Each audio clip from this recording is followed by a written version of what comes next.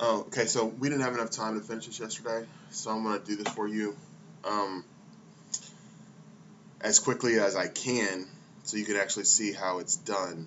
Um, you needed to find out or do the proof of the tangent of the half angle is equal to the sine of theta over 1 plus the cosine of theta.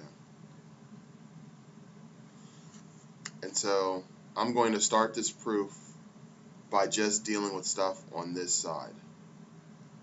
So I'm going to rewrite the tangent of the half angle as the sine of the half angle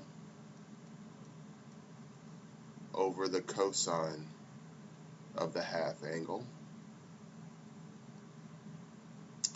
And I believe yesterday I had already proved to you what each one of these were.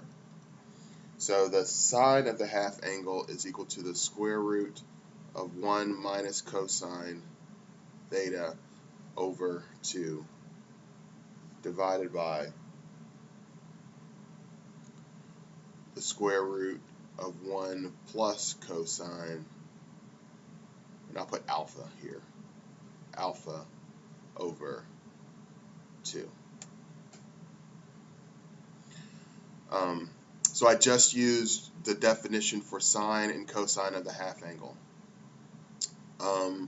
Now, because there is a 2 there, and there's a 2 there, those two 2's cancel.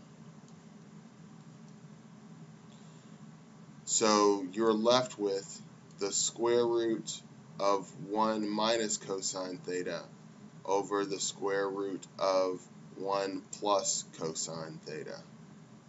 So I'll put alpha there and alpha there, just so I keep it straight. This is a radical. So in order to remove the radical, we have to multiply by what's called the conjugate. The conjugate is the exact same thing except for the sign in the middle changes. And I have to multiply by a form of 1, so I'm going to multiply both the top and the bottom by the conjugate. So I'm going to multiply this by 1 minus cosine alpha, and I'll multiply this by the square root of 1 minus cosine alpha. And so on the top, I get the square root of 1 minus cosine alpha squared, because I have 2 of them. And this bottom is called the difference of 2 squares. So you end up with the square root of 1 minus cosine alpha squared. If you FOIL this out, and you want to do that to show all the steps, if you FOIL this out, you will get this. Okay? So now this is one of our trig identities. If you remember that 1 minus cosine squared is equal to sine squared, then I can substitute the sine squared in for this whole thing, because those two things are equal to one another. So let's do that. So I have the square root of 1 minus cosine alpha squared over the square root of 1, put that in parentheses, of sine squared alpha. If you take the square root of a square, they just both cancel one another. And I also have another square root of a square on the top.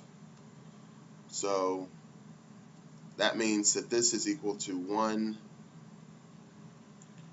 minus cosine alpha over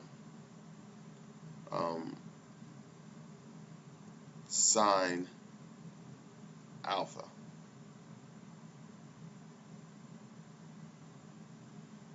So I need to get the sine on the top.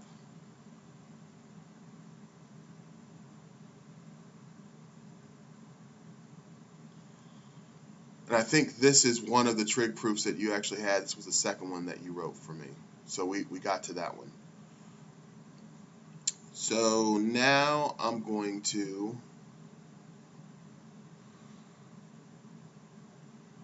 what would be the easiest thing to do?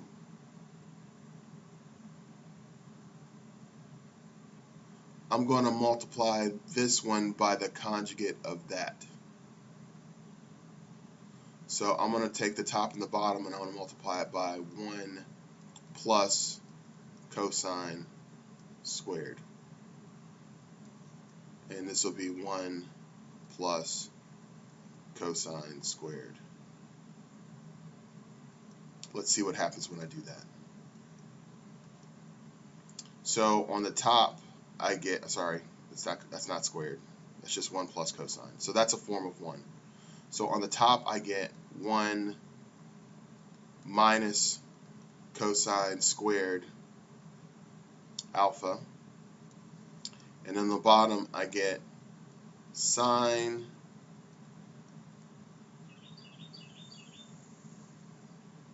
plus sine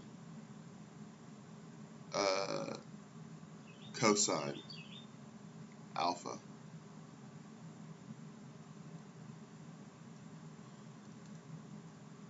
Well, the top then becomes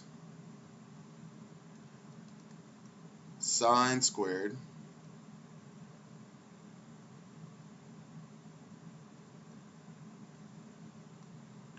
and then the bottom will become sine theta plus sine, sorry, I'm missing the sine and alphas.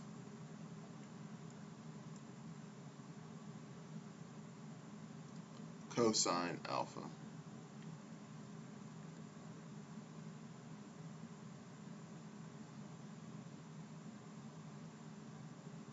So now I'm going to factor the bottom. So I have sine squared alpha on the top. Oh, I didn't even have to do that.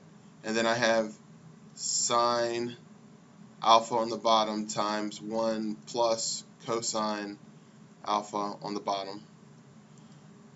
I have a power of 2 up there. I have a power of 1 up there. So this cancels that power. So now I actually have my identity where it's sine of alpha over 1 plus cosine alpha.